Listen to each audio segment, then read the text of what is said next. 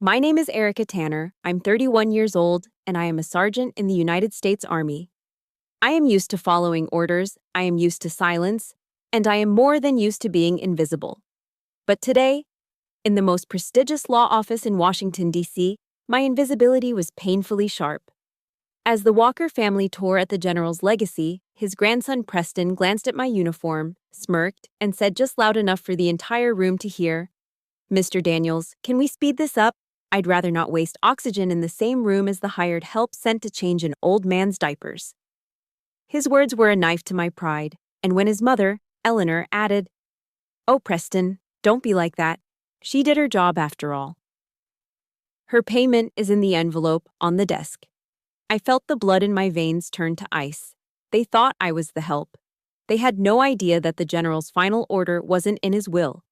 It was in the old, cold key currently sitting in my pocket. Let me know where you're watching from in the comments, and hit that like and subscribe button if you've ever been made to feel like an outsider by the very people who were supposed to be family. The training kicks in before the mind does. It's a reflex hammered into you through thousands of hours of drills under the blistering Carolina sun. Back straight, chin up, eyes forward. You become a statue of discipline, a silent testament to the uniform you wear. My Army service uniform was perfectly pressed, the brass on my lapels gleaming under the recessed lighting of the conference room. To an outsider, I was the picture of military composure. But inside, I was suffocating. The air in the Covington and Burling boardroom was thick, a cloying mixture of old money and fresh tension. It smelled of rich mahogany, leather-bound books that were never read, and the competing perfumes of the Walker women, heavy floral scents that seemed to wage their own silent war in the middle of the table. I stood at parade rest near the door, my role undefined, my presence an unwelcome anomaly. I could feel their eyes on me, quick dismissive glances that didn't see a soldier. They saw a piece of furniture that didn't match the decor. Preston Walker, the eldest grandson, was the conductor of this orchestra of contempt. Dressed in a Brioni suit that probably cost more than my car, he made a show of checking his Patek Philippe every few minutes, his jaw tight with manufactured impatience. His wife, Clarissa, a woman sculpted from porcelain and disdain, would occasionally lean in and whisper something in his ear. A cruel little smile would play on his lips, and they'd share a quiet, sharp laugh. They weren't even trying to be subtle. I dug my fingernails into the flesh of my palms, the faint sting a welcome anchor to the present moment. This is just another mission, Tanner, I told myself. The internal command crisp and clear. Observe, report, and do not engage. But my body betrayed me. A familiar dryness crept into my throat, the kind you get before a long ruck march, the kind that tells you you're already dehydrated. I felt like a specimen under a microscope, and every breath I took felt borrowed from their rarefied air. The men in the room, uncles and cousins, all bore the same mark of their tribe, heavy West Point rings on their fingers. Their conversation was a low hum of defense contracts and upcoming regattas in Annapolis, a language of power I understood but could never speak. They spoke around me, through me, as if I were a ghost. Then Mr. Daniels cleared his throat. He was a portly man with a kind face, but today his expression was all business, a legal fortress against the family's avarice. He began to read General Walker's last will and testament. The numbers were staggering. Millions in trusts, sprawling estates in Virginia Hunt Country, a beachfront property in Naples, Florida. The Walkers leaned forward, their faces tight with anticipation, like wolves waiting for the kill to be divided. And to be present for this reading, as per the general's explicit written instruction, Mr. Daniels continued, his eyes scanning the document. Sergeant Erica Tanner. My name, spoken aloud, shattered the room's delicate tension. From across the table, Preston let out a sound, a soft, dismissive pfft, a puff of air that carried more insult than a shouted curse. It was the sound of something insignificant being flicked away. I kept my eyes locked on a point on the far wall, focusing on the grain of the wood. Do not engage. But the true assault came moments later. Mr. Daniels arrived at a clause detailing a small trust set aside for those who provided dedicated care in the general's final months. Before he could even finish the sentence, Preston's mother, Eleanor, a woman with a ramrod posture that matched my own, turned her cold blue eyes directly on me. "Her payment is in the envelope on the desk, Sergeant," she said, her voice smooth and coated in a veneer of condescending politeness. "Thank you for your service." The words landed like a physical blow. In that single, elegantly delivered sentence, she had stripped me of my rank, my dignity, and my purpose. She had reduced my final silent duty to the general, a duty performed out of respect for a fellow soldier, into a cash transaction. It wasn't just disrespect, it was a public execution of my honor. The blood in my veins didn't just feel cold, it felt like it had stopped moving altogether, a frozen river of humiliation. The room was silent, the family watching me, waiting for a reaction. For me to flinch, to crumble, to take the envelope and disappear. I did none of those things. I simply stood there, my spine a steel rod. It was then that Mr. Daniels, seemingly sensing the need to move forward, asked the question that lit the fuse. "Sergeant Tanner," he said, his voice gentle but firm. "For the record, do you know the identity of your biological parents?" The air was sucked out of the room. Every ounce of their previous contempt now sharpened into a single point of cruel, predatory curiosity. Preston leaned back in his chair, a slow, malicious grin spreading across his face. "Oh, for God's sake," he drawled, his voice dripping with theatrical sarcasm. "Don't tell me my father knocked up another one of the staff? The old man certainly had a taste for waitresses." That was it. The shot was fired. It wasn't just at me anymore. It was an attack on my mother, a woman he'd never met, a woman I barely knew myself. A white-hot rage, an emotion I had been trained for years to master and suppress, surged in my chest. It felt like a live grenade. My training screamed at me to contain it, to lock it down. So I did the only thing I could. I pulled my shoulders back even further, my posture becoming a physical shield against the shrapnel of his words. I would not give them the satisfaction of seeing me break. Just as the tension reached its peak, Mr. Daniels brought his hand down flat on the table. The sound was a sharp, authoritative crack that silenced the room instantly. "That is enough, Preston," he commanded, his lawyerly demeanor replaced by the raw power of an executor. "Sergeant Tanner's presence here is a non-negotiable requirement of the generals. All will be explained in due course." He looked at me then, and in his eyes I saw a flicker of something I hadn't expected. A mixture of deep sympathy and a stern command. It was a look that said, "Hold the line, soldier." The meeting eventually concluded with the walkers sweeping out of the room, their greed momentarily soured by the unresolved mystery of my presence. The heavy mahogany door clicked shut, leaving me alone in the vast, cold marble lobby. The silence was deafening, broken only by the echo of Preston's final, venomous words. The lawyer's question about my parents swirled in my head, a painful, unanswered variable in the equation of my life. I was no longer just a soldier finishing a mission. Standing there, in the heart of their power, I had become the target in a war I didn't even understand. Standing in that cold marble lobby, the echoes of Preston Walker's insults faded, replaced by the much louder ghosts of my own past. His words were just the salt in a wound that had been open for 22 years.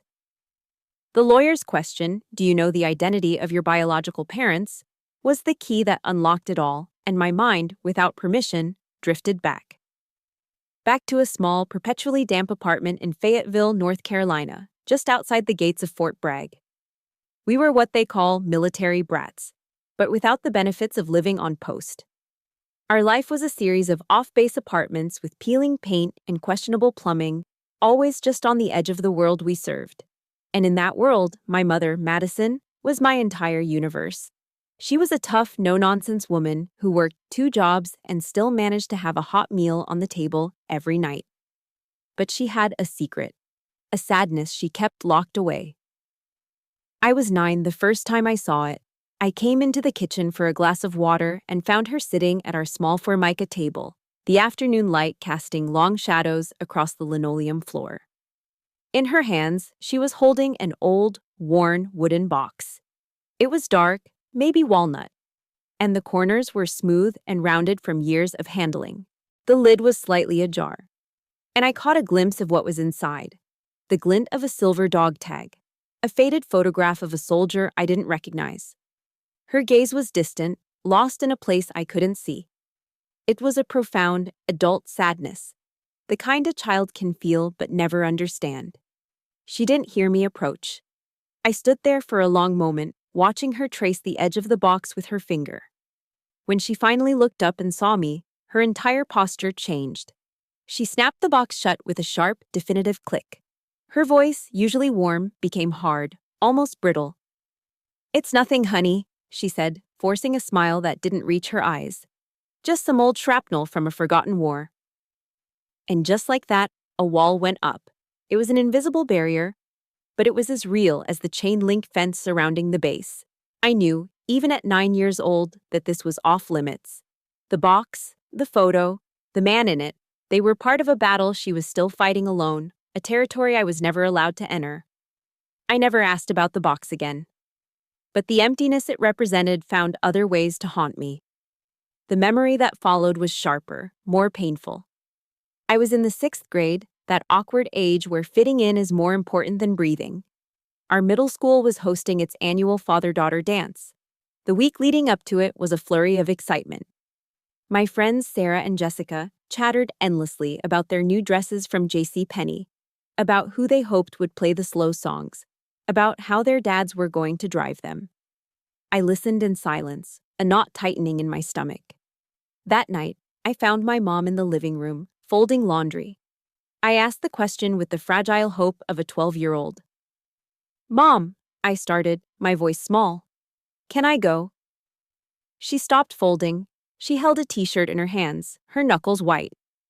The silence stretched for what felt like an eternity, filled only by the hum of the refrigerator from the kitchen. Finally, she put the shirt down, came over, and pulled me into a fierce hug. Her embrace was my fortress, my safe harbor, but it couldn't protect me from this. "We're a team, Erica," she whispered into my hair, her voice thick with an emotion I couldn't name. "I'm the commander. You're my soldier. We don't need anyone else." That night, I stayed home. I sat in my bedroom window, watching the cars pull up to the school gymnasium across the street. I could hear the faint thump of the music, the muffled bursts of laughter carrying on the humid Carolina air. Every beat of the bass was a reminder of my otherness. The feeling of being left behind, of being fundamentally different from everyone else in the world, had never been so clear. It was the first time I understood that the empty space where a father should have been wasn't just a missing name on a birth certificate. It was a tangible void, a scar that burned brightest on nights like this. My mother passed away from a sudden illness when I was 18. Just like that, my commander was gone, and I was a soldier without a unit. I stood at a crossroads. I could keep my job waiting tables at the Waffle House on Bragg Boulevard, serving coffee to soldiers coming off late shifts, my life forever on the periphery of the world I grew up in. Or I could do something else, something to change my own destiny. One evening, I walked to the edge of the base, to the fence that had always separated my world from theirs. I leaned against the cold metal, watching the soldiers running drills on the field under the harsh glare of the high-voltage lights. I watched their synchronized movements, heard the rhythmic cadence of their calls. I didn't see the hardship. I saw purpose. I saw a family forged not by blood, but by shared struggle and mutual respect. A place where your worth was measured by your actions, your integrity, your commitment. Not by who your father was or wasn't. That was the night I made my vow. "I'm going to enlist," I promised myself, my breath fogging in the cool air. "I'm going to build my own identity. I will never again let anyone else have the power to define who I am." It wasn't a reckless decision made out of grief. It was a calculated act of survival. And now, standing back in the cold marble reality of the present, the bitter irony of it all washed over me. I had spent more than a decade in the Army doing exactly that. I had forged an identity from sweat, discipline, and dedication. I had built a name for myself based on honor. And in less than 5 minutes, the Walker family had demolished it all. They had reduced me back to zero, to nothing more than a nameless, rootless girl with a questionable past. Preston's sneering words weren't just a personal insult. They were a negation of my entire life's journey, a dismissal of every drop of sweat, every tear, every ounce of blood I had poured into becoming the woman I was. The familiar, helpless anger began to boil inside me, the same anger that 12-year-old girl felt looking out her window. But then another thought cut through the rage, sharp and clear. No. I'm not that 9-year-old girl staring at a locked box anymore. A new fire began to smolder in the pit of my stomach. It wasn't the hot, reckless fire of my youth. This was different. It was a slow, controlled burn. A pilot light of determination, just waiting for the right moment to ignite. If you've ever had to build your own strength from the ground up because you felt like you had no one else, hit that like button to show your support. And in the comments, just type a simple, "I did it," to honor your own journey. The slow-burning pilot light in my gut ignited the moment the boardroom doors swung open. The walkers filed out, their faces a mixture of smug satisfaction and irritation at having been delayed. Preston led the procession, his arrogance rolling off him in waves. As he passed me, he didn't just walk by. He angled his body, deliberately bumping his shoulder hard into mine. It was a petty schoolyard move, a final assertion of dominance. He leaned in close, his voice a low hiss that smelled faintly of expensive scotch. "Take your money and get out. This world isn't for your kind." My training is to de-escalate, to remain impassive. But my instinct, the one honed on the streets of Fayetteville, was to react. I didn't move a muscle, but I met his gaze. My eyes, I'm sure, were as sharp and cold as bayonets. I didn't need to say a word. He saw the fight in me, and for a split second, his smirk faltered. Before the moment could break, Mr. Daniels appeared in the doorway, his presence filling the frame. His voice wasn't loud, but it cut through the tension like a drill sergeant's command on a silent morning. "Mr. Walker," he said, the title Mr. sounding more like an indictment than a courtesy, "your conduct is shameful." The entire Walker clan froze, turning to stare. Mr. Daniels ignored them, his gaze finding me. "Sergeant Tanner, would you please come in?" His words were a shield. His unexpected defense sent a ripple of shock through the family. I saw Eleanor's perfectly powdered face tighten, her lips a thin, disapproving line. For the first time all day, I felt a crack in the ice that had formed around my heart. A tiny, unfamiliar warmth seeped through. I gave Preston one last level look before stepping past him, my back ramrod straight, and followed Mr. Daniels into his private office. The heavy oak door closed behind us with a soft, satisfying thud, shutting out the viper's nest. Through the frosted glass panel, I could just make out Preston's silhouette, gesturing angrily at me while talking to his sister. He was pointing, laughing. Even now, he couldn't resist. But in here, the air was different. It was safe. Mr. Daniels's office was a sanctuary of quiet power, floor-to-ceiling bookshelves, a faint smell of pipe tobacco and old paper, a large window overlooking the bustling streets of D.C. He was more than a lawyer. He was a keeper of secrets, a guardian at the gate. He gestured to a leather armchair, but I remained standing. I was still on duty. "Sergeant," he began, his voice low and serious, "what I'm about to tell you, General Walker kept confidential for over 30 years. He walked over to a heavy safe concealed behind a painting and returned with a single manila folder. It was stamped with a single, stark word in red ink. Top secret. He laid it on his polished desk. My heart began to pound a slow, heavy rhythm against my ribs. The general asked me to unseal this only in the event of his passing, and only for you. My hands felt numb as I opened it. The first thing I saw was a photocopy of a birth certificate. The name on it was foreign to me, Madison Carter. My mother's name. Underneath it was a single sheet of paper with the general's official letterhead. The handwriting on it was shaky, the script of a man whose body was failing him. But the pressure of the pen on the paper spoke of unwavering authority. There were only 6 words. Find her, protect her at all costs. I stared at the words, my mind refusing to process them. Find who? Protect who? Mr. Daniels seemed to read my confusion. In his final days, Sergeant, the general began to suspect a deeper connection between you and his past. It was more than just your shared background at Fort Bragg. It was something in your eyes, he said. Something familiar. He explained that the general, frail and confined to his bed, had spent hours telling him stories, piecing together a puzzle that had haunted him for decades. My assignment to his care, a random posting from the Army Medical Command, had been the final, astonishing piece. Your mother, Mr. Daniels continued, his voice gentle now. Her name was Willow Spears. She was a private first class, a combat medic. He slid a photograph across the desk. It was a grainy, black and white picture of a U.S. Army medical team, dated 1991, Fort Bragg. There were a dozen faces, all young, all smiling for the camera. And in the middle of the back row, I saw her.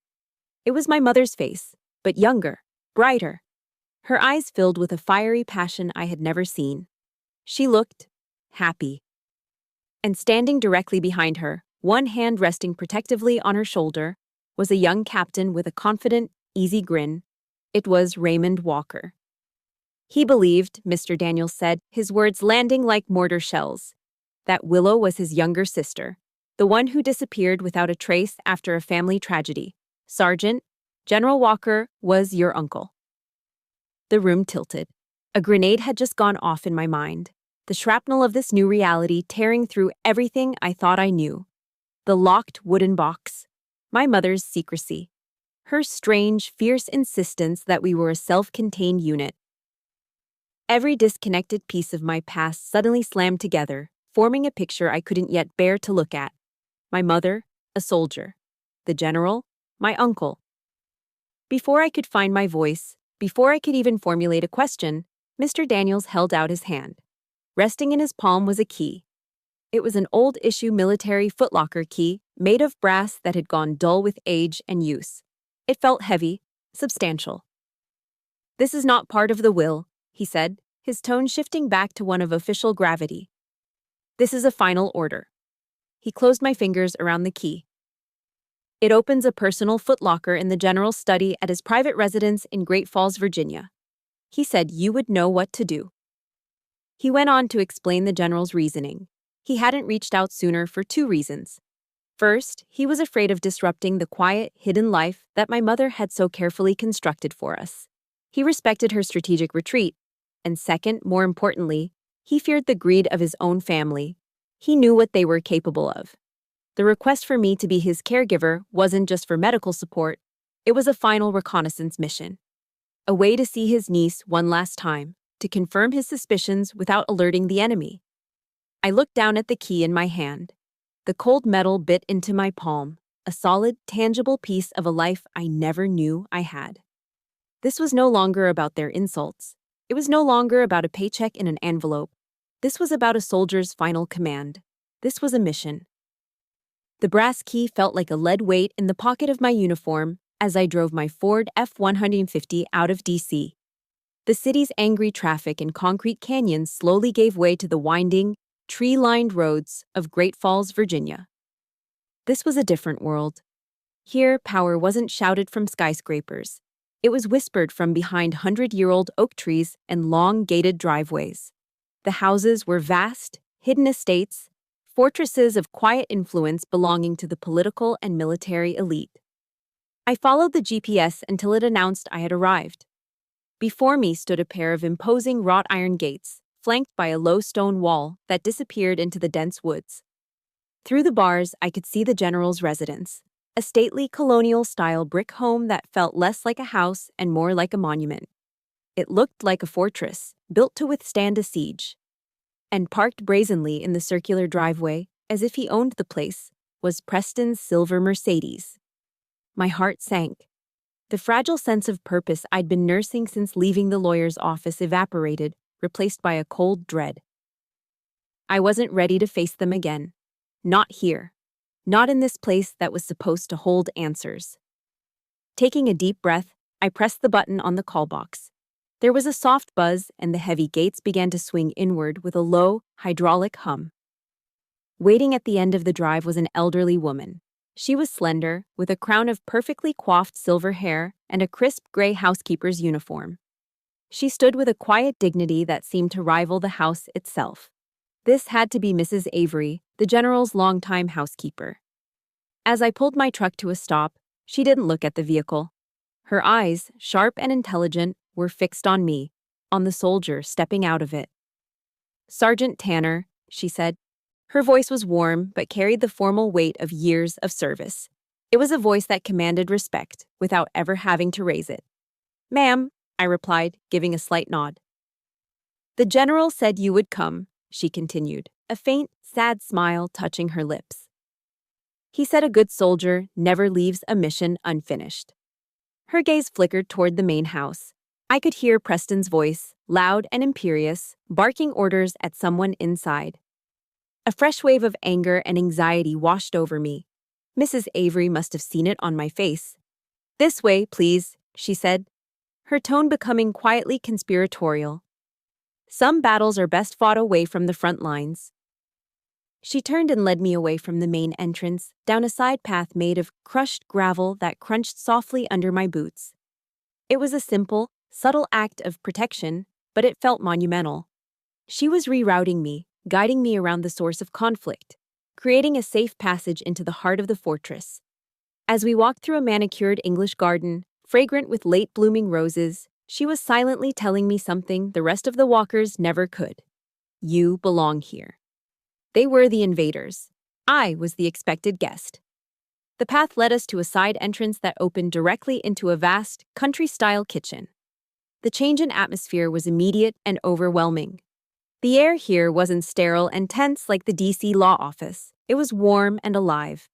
It smelled of freshly brewed coffee, lemon polish, and something sweet and spicy that instantly made my stomach rumble. Gingerbread. "Please sit," she said, gesturing to a sturdy wooden chair at a large oak table in the center of the room. While I settled, she moved with an unhurried grace, taking a thick ceramic mug from a hook and filling it with steaming black coffee. She then opened a tin and placed a plate with 2 large, still-warm gingerbread cookies in front of me. The gesture was so simple, so maternal, it almost brought tears to my eyes. "The General loved these," she said, her voice softening as she looked at the cookies, her eyes gazing into a memory. "And so did his sister, Willow. Every time she came to visit her big brother, the first thing she'd do is run into this kitchen and demand gingerbread." Her words were a quiet confirmation, a thread of connection to the woman in the photograph. She wasn't just telling a story, she was handing me a piece of my own history, a legacy of gingerbread and sibling affection. I picked up a cookie. The warmth from it seeped into my fingertips, traveling up my arm and spreading through my chest, melting a small piece of the ice that had been lodged there for years. For the first time, my mother wasn't just a secret in a locked box. She was a girl who loved her brother and ran into kitchens looking for cookies. She was real. I took a bite. It tasted like home. Or rather, what I imagined home was supposed to taste like. After I finished my coffee, Mrs. Avery stood. "He wanted you to go directly to his study," she said, her voice returning to its gentle, formal tone.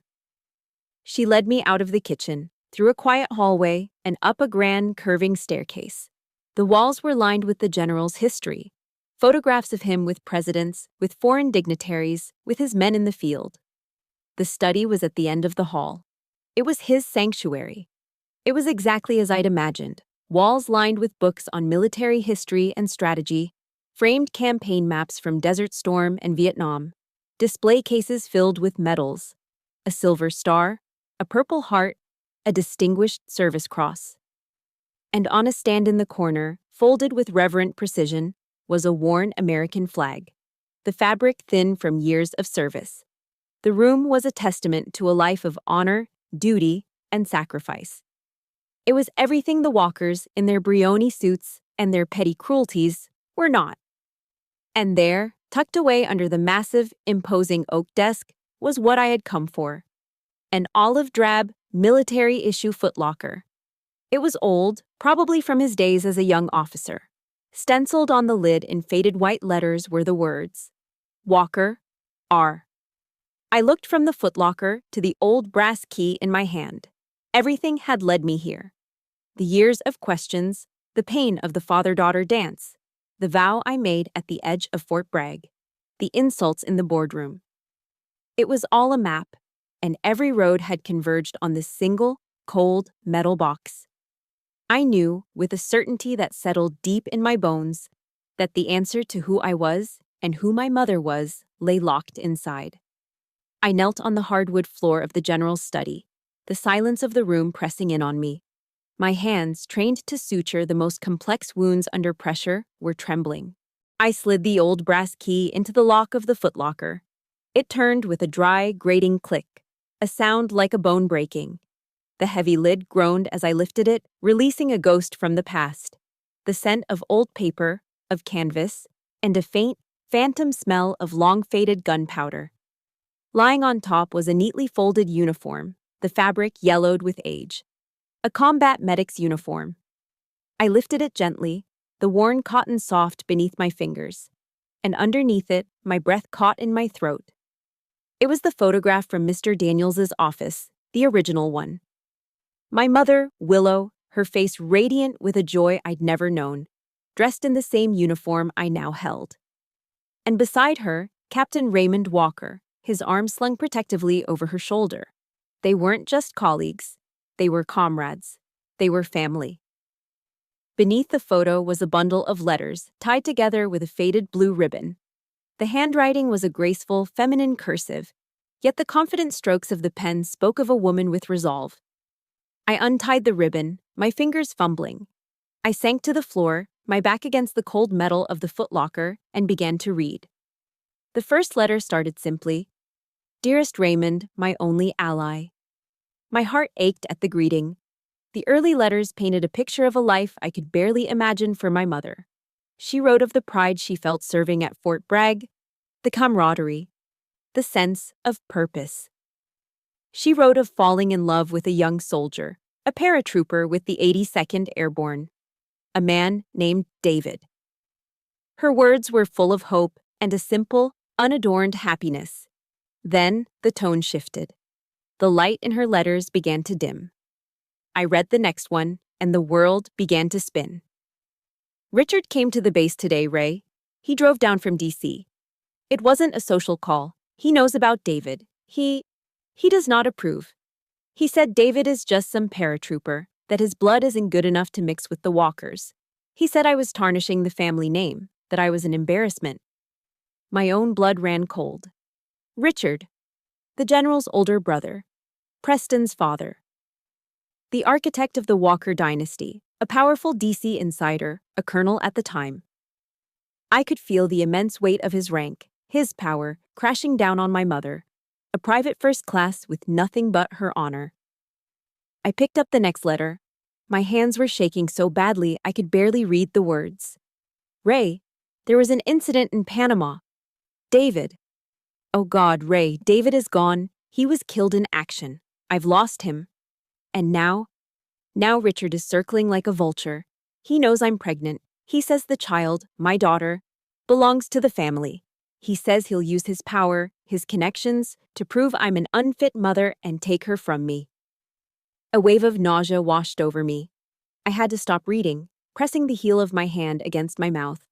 My father wasn't just a nameless man. He was a hero who had died for his country. And my mother. My mother hadn't just lost the love of her life, she was being hunted by a monster who shared her blood. I forced myself to continue reading her frantic, desperate script. He says he will raise her in the Walker tradition. He doesn't mean with love, Ray. He means like a tool for his ambition. I saw it in his eyes. It's a madness, a hunger for control. He doesn't want a niece, he wants an asset. The words suffocated me. The Walker tradition. I'd had a taste of it in that boardroom. The arrogance, the cruelty, the belief that they were above everyone else. They hadn't just inherited wealth, they had inherited a legacy of malice. Richard hadn't just threatened my mother, he had declared war on her. The final letter was on a single sheet of wrinkled, tear-stained paper. The ink was blurred in places, a permanent record of my mother's heartbreak. "I have to perform a strategic retreat, Raymond. It's the only way. I can't let him take Elizabeth from me. Don't look for me." Please, I'm begging you. It's the only way to keep her safe. If anyone asks, tell them I was a coward. Tell them I went AWOL. Let them hate me. I would rather carry this shame to my grave than let my daughter fall into his hands. Live a good life, my hero. All my love, Willow. Elizabeth. My name. At the very bottom of the footlocker, lying alone on the cold, hard metal, was a single dog tag. I picked it up. The metal was cool against my skin. I turned it over, and there, stamped into the silver, were the words I'd unknowingly been searching for my entire life. Spears, Elizabeth. That was it. The dam broke. The tears I had swallowed at the father-daughter dance, the tears I had choked back when my mother died, the tears I had refused to shed in that boardroom, they all came at once. A silent, gut-wrenching sob tore through me, the kind that leaves you hollowed out and gasping for air. My mother wasn't a deserter. She wasn't a disgrace. She was a soldier. A soldier who had been faced with an unwinnable battle against an enemy with overwhelming power. So she did what any good soldier would do. She made the impossible choice. She sacrificed her reputation, her honor, her family, everything to protect her objective, to protect me. I clutched the dog tag to my chest, the sharp edges digging into my skin. The grief was a physical weight, crushing me. But underneath it, something else was stirring.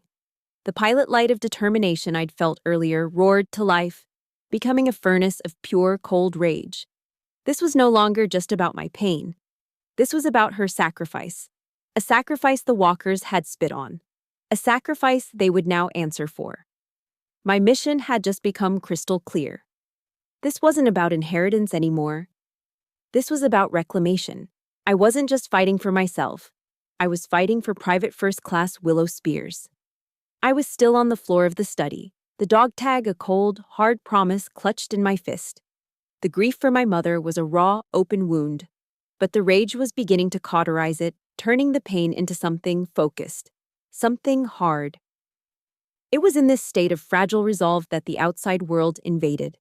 A commotion from downstairs, loud voices, the sound of heavy objects being moved. I pushed myself to my feet, my joints aching, and walked to the doorway of the study, which overlooked the grand two-story foyer. What I saw below made my blood run cold all over again. Preston was there, his voice echoing off the marble floors as he directed two movers. He was pointing a manicured finger at the large, oil-painted portrait of the general that hung above the fireplace. "Take that one first," he commanded, his voice dripping with acquisitive glee. "And the metal display case next to it. They'll look fantastic in the grill room at my golf club." I stood frozen, watching in disbelief. This wasn't about inheritance anymore. This was a desecration. He wasn't just claiming assets. He was looting a shrine. He was tearing the soul out of this house, piece by piece, to use as decor for his shallow, extravagant life. Across the foyer, I saw Mrs. Avery standing in the shadows of an archway, her face pale, her hands clasped so tightly her knuckles were white. She looked utterly helpless, a loyal guardian forced to watch as barbarians sacked her city. The fury in my chest burned hotter. And then, the unthinkable happened. The doorbell chimed. Mrs. Avery moved to answer it, admitting a young soldier, a private from the Army's Old Guard, immaculate in his dress blues. He was carrying a long, narrow box made of polished walnut. Inside, I knew, was the American flag that had been draped over my uncle's coffin, the symbol of his entire life of service, folded with sacred ceremony. The young soldier, his face solemn and professional, approached Mrs. Avery. According to protocol, the flag is presented to the next of kin, or in their absence, the most trusted confidant. He was about to present it to her, but Preston stepped in, physically blocking his path.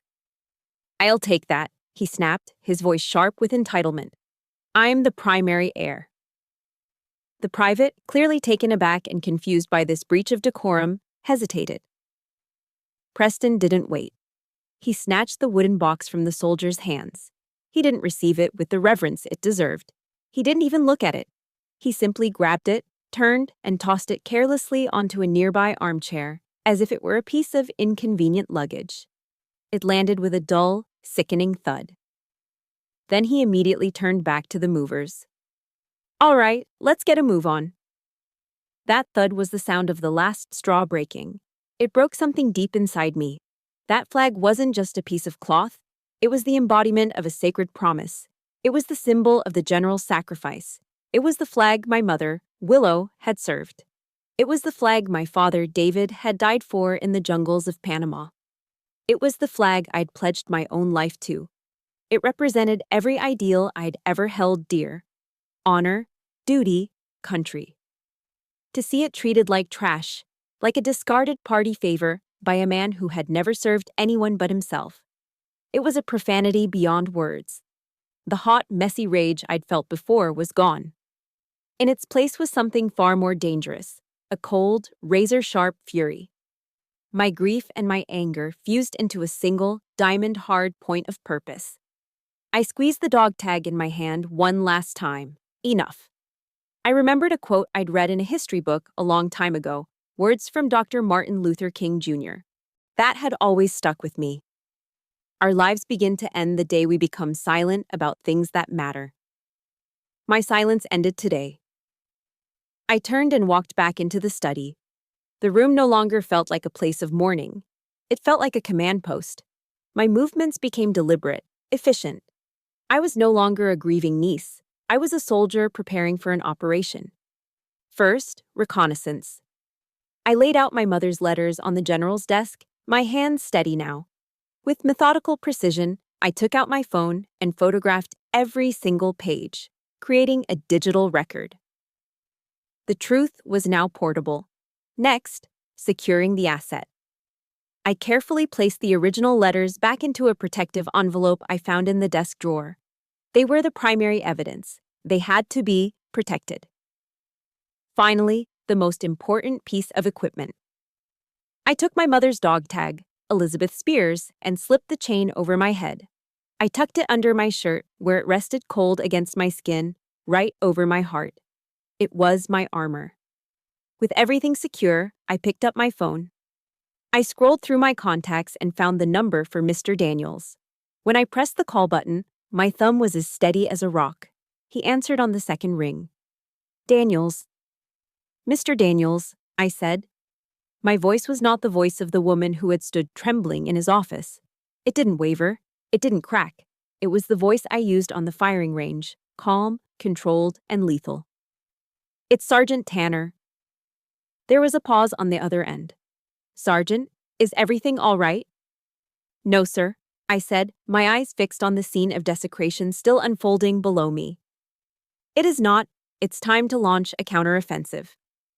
There are some lines you just don't cross.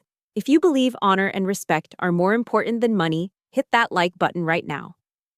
And in the comments, let me know one word, just one, that describes what Preston Walker is.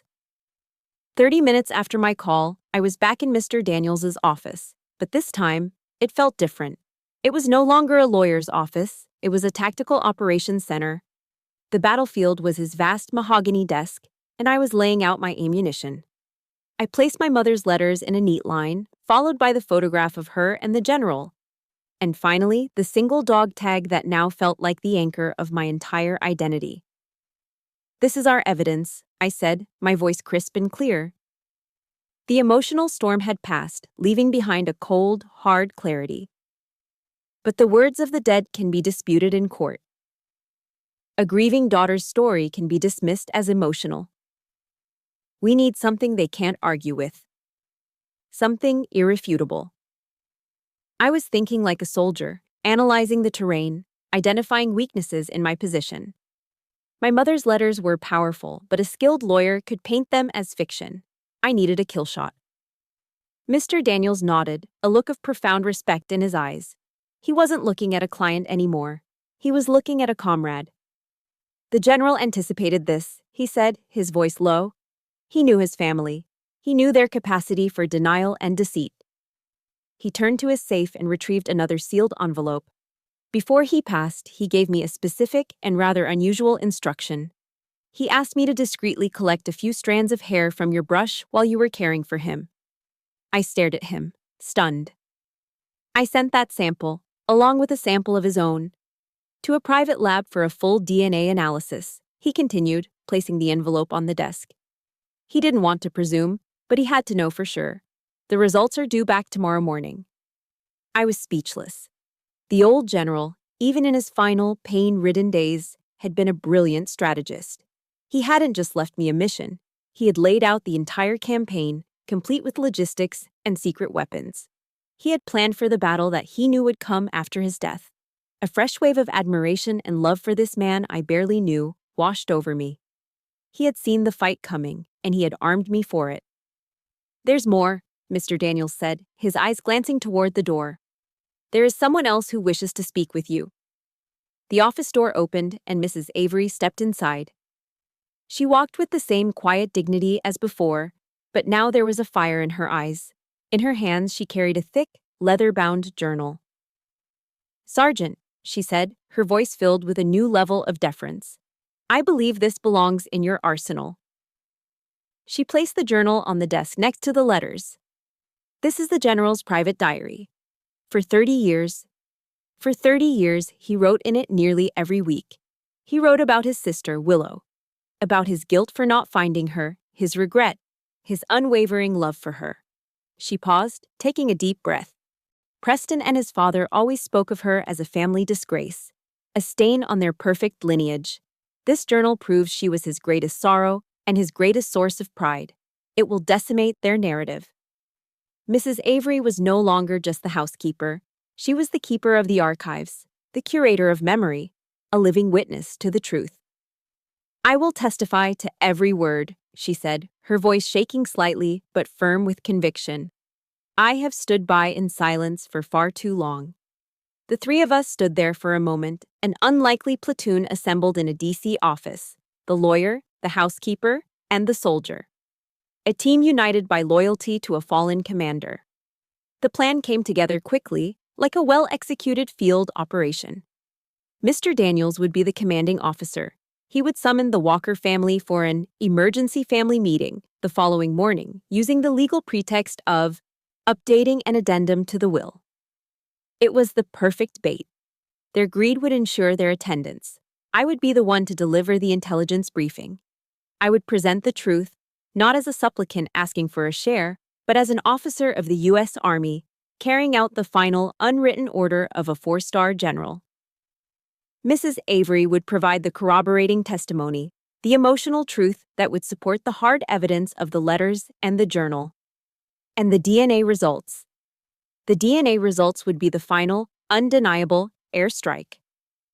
I looked at my allies, a powerful attorney who held the keys to the legal kingdom and a loyal housekeeper who held the keys to the family's heart.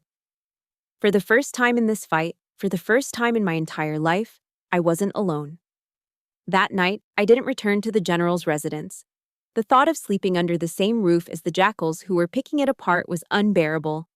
Instead, I checked into a modest hotel in Arlington, Virginia, just a short drive from the quiet, hallowed grounds of the National Cemetery. My room was simple, anonymous. I laid my freshly pressed Army service uniform out on the bed. Then I began my ritual, the same one I've performed before every important inspection, every formal ceremony. I took out my polishing kit and went to work on my low-quarter dress shoes. Back and forth, small tight circles with the cloth, the smell of wax polish filling the air. This wasn't about fear or nerves. It was a meditation, a way of focusing the mind before battle. As I worked the leather to a mirror shine, I thought about the man who lay at rest just a few miles away. I remembered him telling me once that the key to any successful operation was to know the terrain and know the enemy's strength before you ever fire a shot.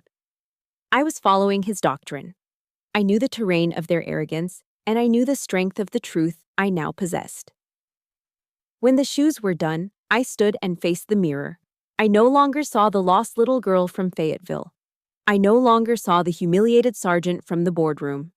I saw Elizabeth Spears Tanner, grandniece of General Raymond Walker, daughter of Private First Class Willow Spears, and the soldier entrusted with defending their legacy. I leaned closer to my reflection, the dog tag cool against my chest. "Tomorrow," I whispered. "Mission accomplished." The next morning, the conference room at Covington and Burling felt like a stage set for an execution.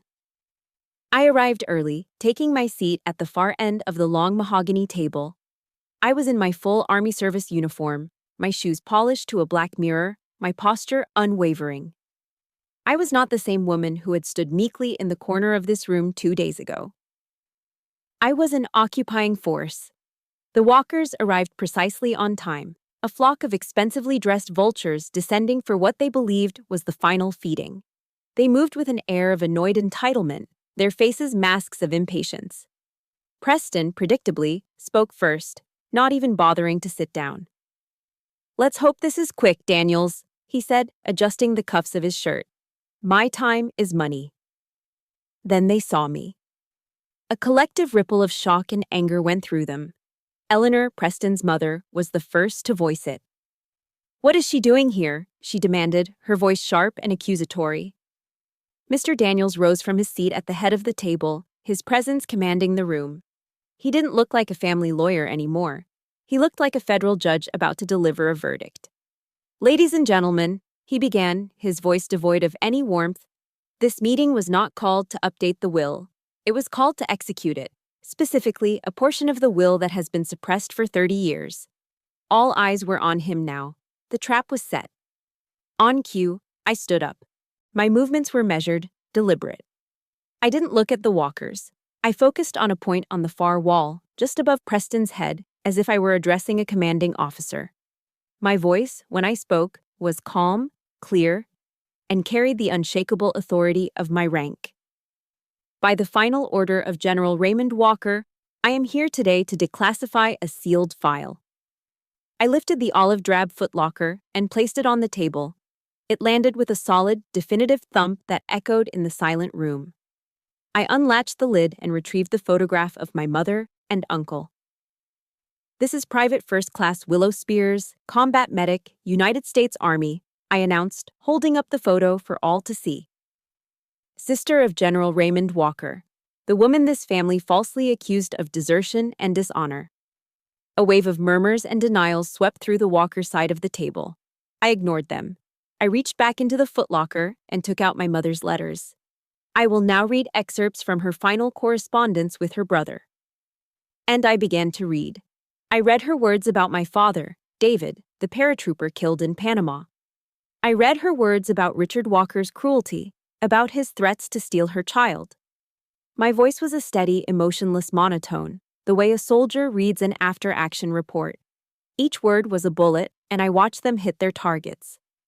I saw the Walkers' faces shift from smug annoyance to confusion, then to dawning, horrified recognition. The name, Richard, hung in the air like a poison gas, choking them into silence. Every syllable I spoke was a direct indictment of the man who had founded their dynasty, the father of their golden boy, Preston. Preston was the first to break. He threw his head back and let out a wild, barking laugh. It was a terrible, cracking sound, full of panic. "This is ridiculous," he scoffed, his face flushed. "A few dusty old letters? How do we know she didn't just invent this whole pathetic story?" And that was the moment for our reinforcements to arrive. From the corner of the room where she had been standing in silent observation, Mrs. Avery took a single step forward. Her voice, though quiet, was perfectly clear. "I know," she said. Every head swiveled in her direction. "I was there," she continued, her gaze locked on Preston. "I was there when the general received her last letter. I watched him read it in his study. And I watched a 4-star general weep like a broken-hearted boy." Preston opened his mouth to retort, to dismiss the loyal housekeeper as he had dismissed me. But he never got the chance. Mr. Daniels played his final card.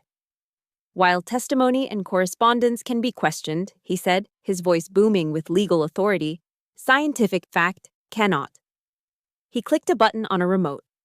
A large screen descended from the ceiling, humming to life.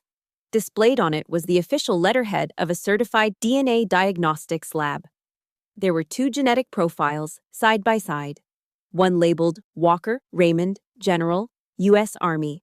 The other, Tanner, Erica, Sergeant, U.S. Army. And below them, in bold red letters that seemed to burn into the very air of the room, was the conclusion. paternal uncle-niece. Relationship, probability. 99.9999%.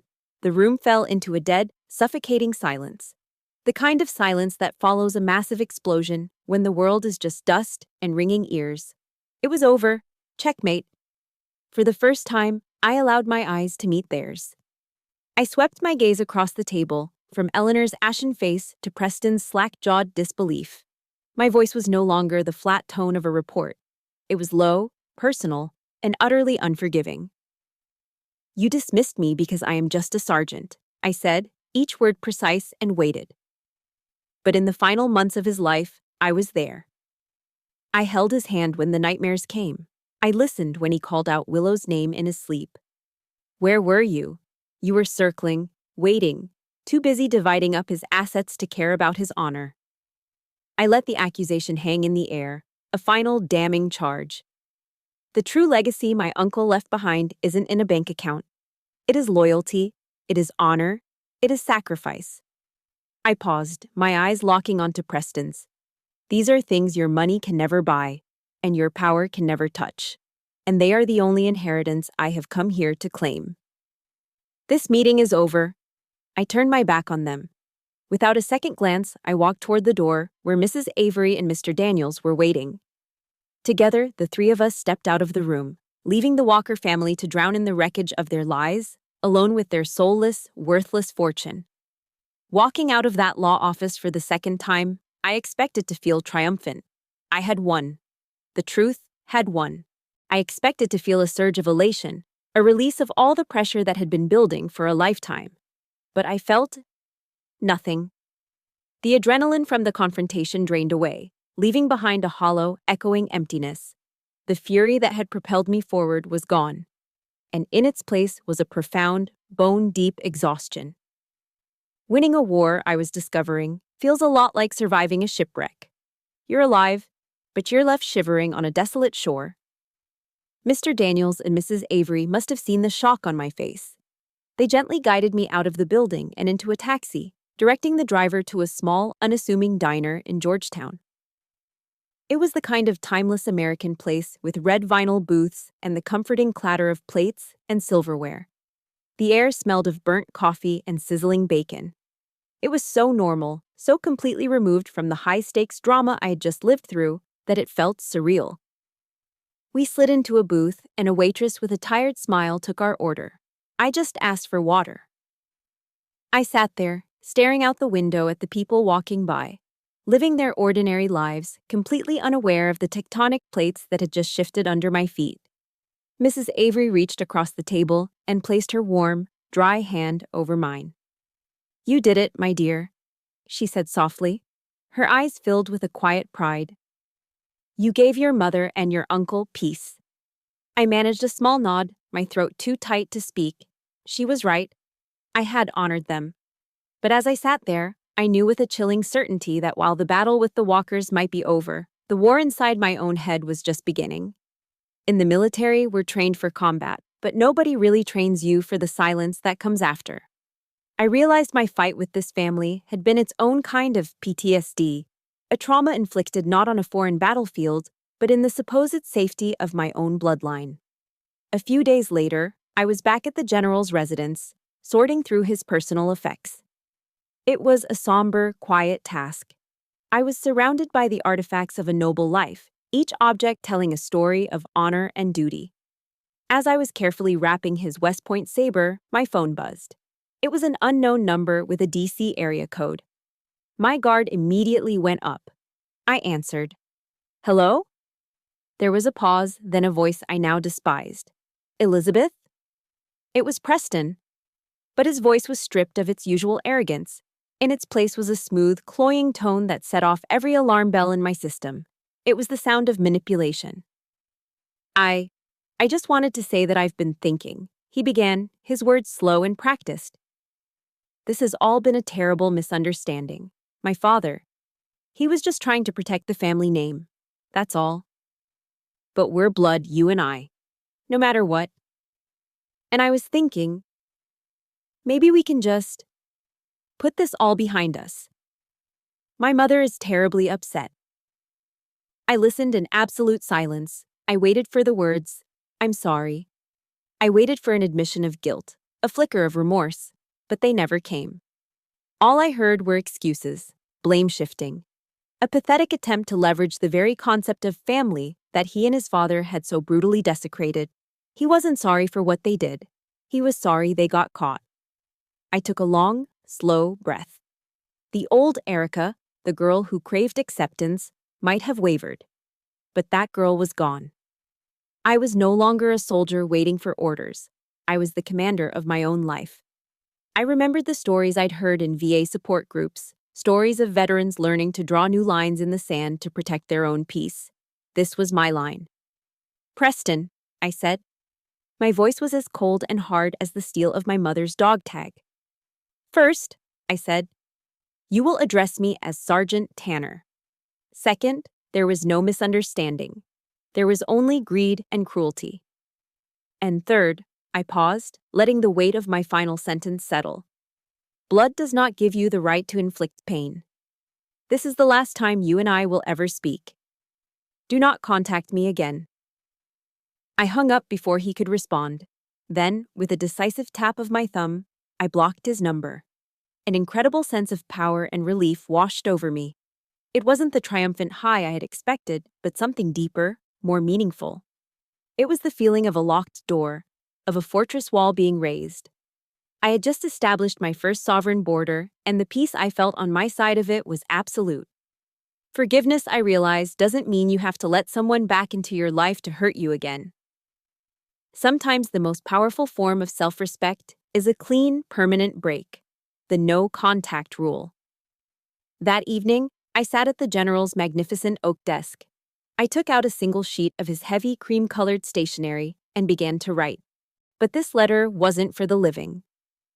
"Mom," I wrote, "today I told your truth. I reclaimed your honor. I hope, wherever you are, you can be proud.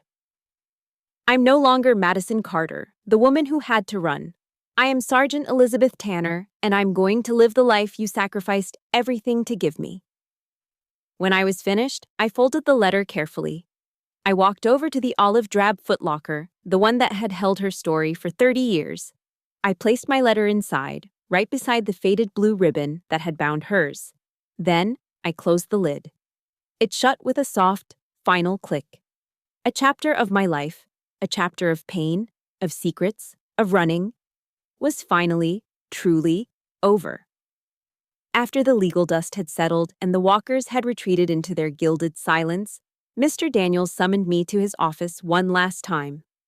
There was no tension in the air now, only a quiet sense of closure. He handed me a final envelope, this one thick and heavy, sealed with the general's wax signet ring. "He left this for you to open only after everything else was finished," Mr. Daniels said, his eyes kind. Back in the quiet solitude of the general's study, I broke the seal. It was a personal letter, written in his own hand. The script was frail, but the words were as strong as steel. He addressed it to both sides of me. "To Sergeant Tanner," it began, "and to Elizabeth, my dear niece." He wrote of his pride in learning that I had followed the family tradition of service, that I had chosen a life of honor just as he and his sister had. He wrote of his regret for the lost years, for the silence that had been imposed by his older brother's tyranny. And then he gave me my final orders. A single paragraph that would redefine my future, my purpose, and my entire life. "The assets I have left to you are not a gift for a life of leisure. Consider them instead to be the logistical support for your next mission. Use them to serve other soldiers, the ones who were not as fortunate as we were. Build something that heals. That is the true legacy of the Walker name, the one worth fighting for." I read the sentence again and again, the words blurring through my tears. This wasn't a suggestion. It wasn't a request.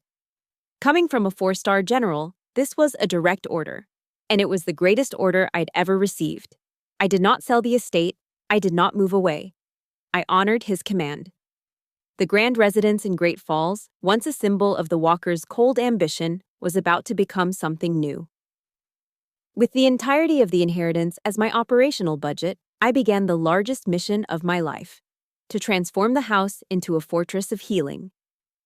We called it the Walker Spears Center for Veteran Support, a name that honored both my uncle's legacy and my mother's silenced sacrifice. I ran the project with the discipline of a non-commissioned officer. The grand ballroom, where the Walkers had once hosted lavish parties, became a state-of-the-art physical therapy facility. The library, once filled with unread classics, became a quiet space for mental health counseling and group therapy sessions. The general's study, my command post, remained untouched, a tribute to the man whose vision had started it all. And Mrs. Avery, my first and most loyal ally, accepted the position of executive director, running the daily operations with the same grace and efficiency with which she had run the household for 40 years. Together, with a small team of dedicated professionals, we built a new kind of fortress, not for war, but for the warriors who had survived it. The opening day was a crisp autumn afternoon. The grounds were filled with veterans and their families, their quiet conversations and occasional laughter a stark contrast to the angry, grasping voices that had once echoed here. I stood near the entrance, greeting each person, my heart full. And then through the crowd I saw a familiar figure hesitating by the newly painted gates. It was Preston. He wasn't wearing a designer suit. He was in faded blue jeans and a plain gray t-shirt.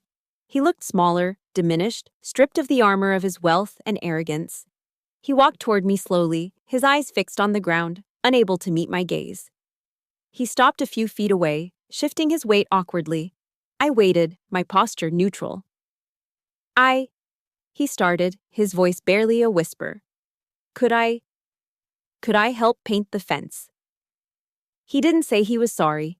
An apology from him at that point would have been meaningless, another hollow word from a man who had used them as weapons. Instead, he offered an act of service, an act of labor, a small, humble gesture of wanting to contribute to the very thing he had once despised. I looked at him for a long moment.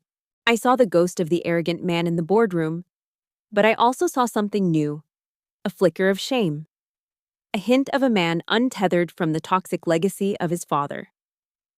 I didn't feel anger anymore. I didn't feel anything at all, except a quiet sense of finality. I gave a single, sharp nod.